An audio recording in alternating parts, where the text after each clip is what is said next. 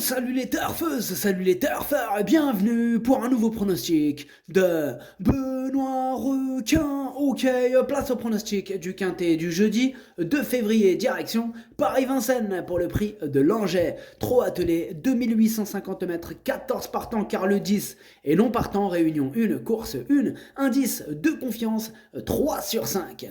Petit retour sur le quintet du mercredi 1er février. Dans mon pronostic, on les avait presque tous, il nous manquait le 11 qui était sur ma liste des casseurs de tickets repérés. Ok, c'est parti, on commence le pronostic et on commence avec le numéro 1, Guinness d'Airfray. On écoute l'entraîneur David Thomas. Guinness d'Airfray a été gardée pour ce meeting et elle aligne les bonnes performances. Elle a été devancée par deux fois par l'excellente Grâce du Dijon. Jeudi, elle monte de catégorie, mais elle a l'avantage de s'élancer au premier échelon. Elle sera déférée des antérieurs et munie de petits alus derrière. Malgré une opposition relevée, elle a sa place dans le quintet. Ah, je suis d'accord avec David Thomas, hein. C'est vrai que c'est corsé, c'est la moins riche, mais pourtant, on peut lui faire une petite place, hein. Elle a sa place dans le quintet. Alors ce numéro 1, moi je l'ai gardé en bout de combinaison. Atlas Darcho Sabah. On passe au numéro 2, Epson Darian. Et on écoute Daniel Bétoir. Epson Darian s'est très bien élancé derrière l'autostart dernièrement, alors que ce n'était pas son mode de départ préféré. Il adore aller de l'avant et aime dominer. Il l'a fait facilement. Depuis, il est toujours aussi bien et a entretenu sa forme. Il découvre un bel engagement au premier poteau. Eric le connaît très bien. Il me paraît capable d'aller loin et disputer les premières places. Ce numéro 2, il me plaît bien, je l'ai gardé en cinquième position. Ad numéro Jauge d'Arthur Hamas. On passe au numéro 3, Galileo Bello. Et on n'aura pas les commentaires de l'entraîneuse, hein, c'est Madame Anne-Françoise Donati-Marcillac. Elle est partie à la pêche, en tranquillou, amuse-toi bien, Anne-Françoise Donati-Marcillac. Ce numéro 3 me plaît beaucoup, il fait partie de mes préférés et je l'ai mis en troisième position. Ad numéro 3, d'Arthur Chalt. On enchaîne avec le numéro 4, Expresso Good, et on écoute Alexis Popo. Expresso Good s'est un peu désaxé dernièrement dans la montée au niveau de ses allures, après avoir bien négocié la descente. Il faut effacer cette sortie sous la selle. Physiquement, il paraît bien, il découvre un bon engagement, en tête, sans les trotteurs étrangers. Il faut tout de même craindre les jeunes. Il faut le courir à l'économie, les allocations pour les places sont belles. Eh bien, ce numéro 4, c'est un regret, c'est mon deuxième cheval de complément en cas de non partant. Attention, hein, possible cassage en vue de ce 4. À ne pas sous-estimer, tout simplement.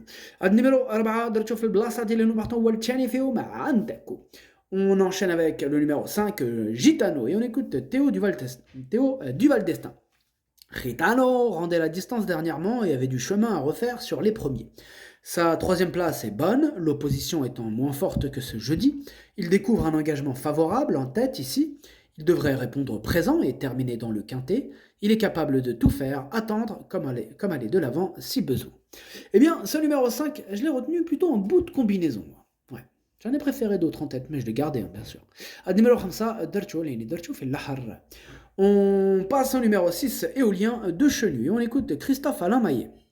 Éolien de Chenu a reculé dans la montée dernièrement, perdant du temps. Il aurait pu gagner quelques rangs sans cela. Il a plu à Fabien Jans, qui lui sera de nouveau associé. Il est resté bien à l'entraînement. Il lui faut la bonne course en dedans. Il peut accrocher une place à ce niveau. Il a pour lui d'être pratique, en forme et bien placé en tête. Eh bien, ce numéro 6, je l'ai retenu. Hein, sachez que c'est lui, le 8e de mon pronostic. Ad numéro 7, Walchamendiele. Et on passe au numéro 7, Fepson, et on écoute Alain-Henri Robin. Fepson a manqué de mordant lors de sa dernière course. Auparavant, il avait fourni une très bonne fin de course. Jeudi, il fait face à un engagement sur mesure, à la limite du recul. Il a très bien travaillé et va se présenter au top. Certes, il y a de l'opposition, mais principalement au second poteau.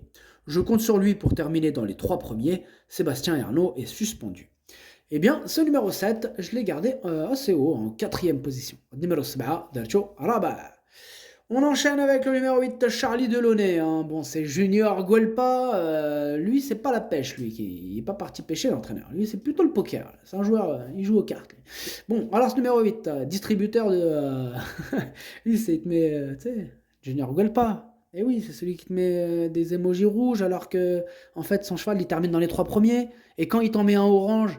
il te met le doute, en fait, il arrive pas du tout. Tu vois ou quoi? Il est technique, hein. Ouais, il a mis toutes ses forces pour faire perdre les parieurs. C'est magnifique. T'as des êtres humains comme ça. T'en as, enfin, petite parenthèse, hein. T'as des gens, ils se battent pour t'aider, et t'en as d'autres, ils font tout pour te la faire à l'envers. Ah, c'est magnifique. C'est fou, hein, quand même. Ouais, c'est comme ça. Enfin bref, ce numéro 8, je ne l'ai pas retenu, mais bon, il pourra intéresser les amateurs de champ réduit, donc question de feeling. Chez champ réduit. On passe au numéro 9, Firello, et on écoute Jean-Michel Bazir. Firello a réalisé sa valeur dans le prix de Brest. Depuis, il est resté dans le même état de forme. Il n'affronte que les Français, mais il doit rendre la distance à quelques jeunes. Il peut compléter l'arrivée, mais pour les toutes premières places, ce ne sera pas évident. Alors, il n'y a que ce 9, moi, qui me prend un peu la tête, puisque je l'ai pas.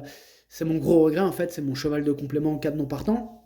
Donc voilà, j'ai bien conscience que c'est lui qui peut me manquer dans mon pronostic, hein. Donc voilà, maintenant, allez-y au feeling.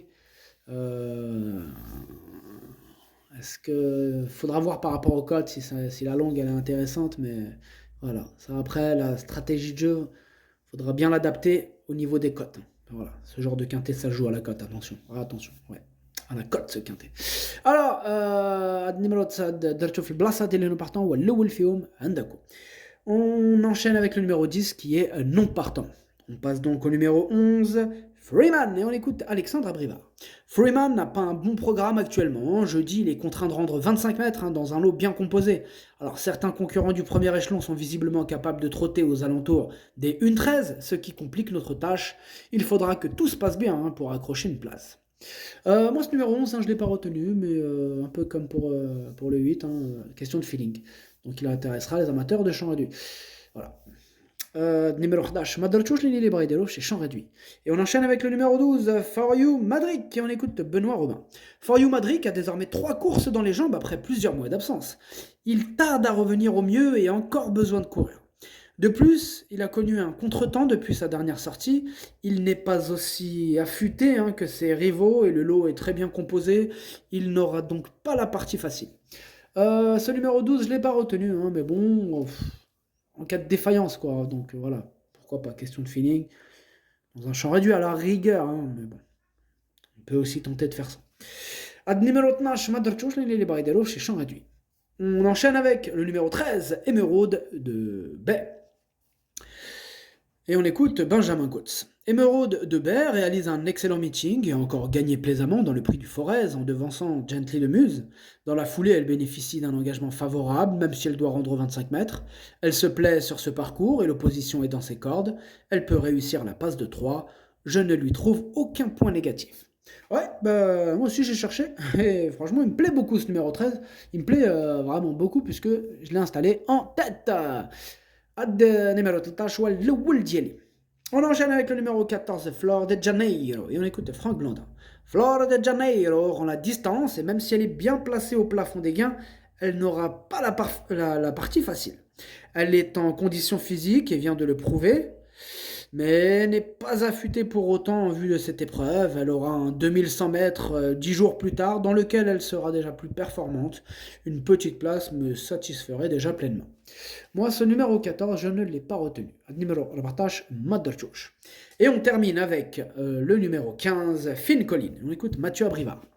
Finn Collin a bien tenu sa partie dernièrement sur les 2100 mètres. J'ai dû lui demander un effort un peu trop tôt et elle n'a été devancée qu'à la fin. Auparavant, elle avait course gagnée lorsqu'elle a trébuché.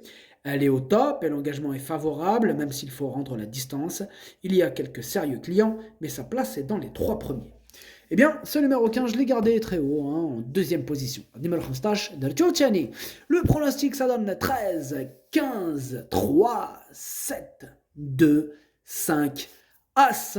Merci d'avoir suivi cette vidéo. N'hésitez pas à mettre un pouce bleu si la vidéo vous a plu. Vous aidez ainsi grandement la chaîne. Pour accéder à tous mes tickets pour la course du quintet, rendez-vous directement en description de la vidéo. À jouer avec modération. Bonne chance. Chopez-le-moi. Ciao.